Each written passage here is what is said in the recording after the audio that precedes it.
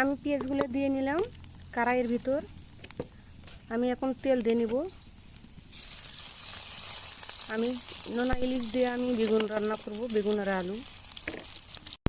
এই যে আমি মরিচ দিলাম, আমি রসুন বাটা দিলাম, আদা বাটা দিলাম, জিরা বাটা দিলাম, ধনে জিরার ফাঁকি দিলাম, হলুদ দিলাম, দুইটা কাঁচামরিচ দিলাম,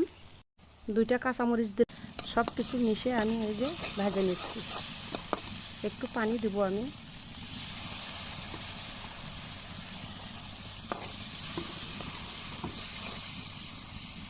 আমি এখন সুন্দর করে লাড়া দেবো। আমার মশলাটা কষানো হয়ে গেছে।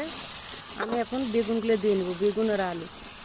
সুন্দর কষা হয়ে গেছে, তেল বের হয়ে গেছে। এই যে দেখেন খুব সুন্দর করে আমি এখন আলুগুলো দিয়ে নেব। এই যে আলু আর বেগুন আমি দিয়ে নেব। আমি এখনও নুন দিচ্ছি না, কেননা নোনা ইলিশ দিয়ে আমি রান্না করেছি, এই জন্য। আমি লবণ একটুও দিইনি, তাও লবণ হয়েছে দেখেন। আমি মাছের ঝোলগুলো দিয়ে নিছি, আমি কষানোর ঝোলগুলো সুন্দর করে দিয়ে নিছি। আমার কষানটা হয়ে গেছে, আমি এখন পানি দিব।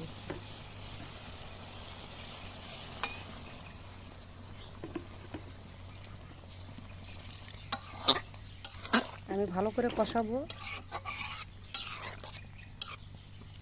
আলুগুলো যখন সেদ্ধ হয় কষানোর মধ্যে, পরে আমি পানি দিয়ে দেব।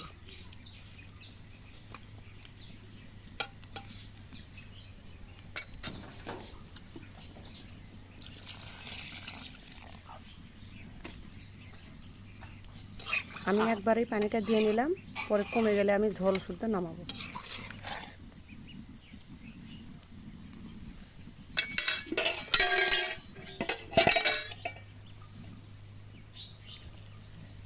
এই যে আমি মাছগুলোও দিয়ে নিচ্ছি।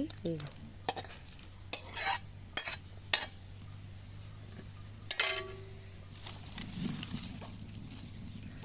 আমি এখন ঢাকনা দিয়ে ঢেকে দেবো সুন্দর করে। এই যে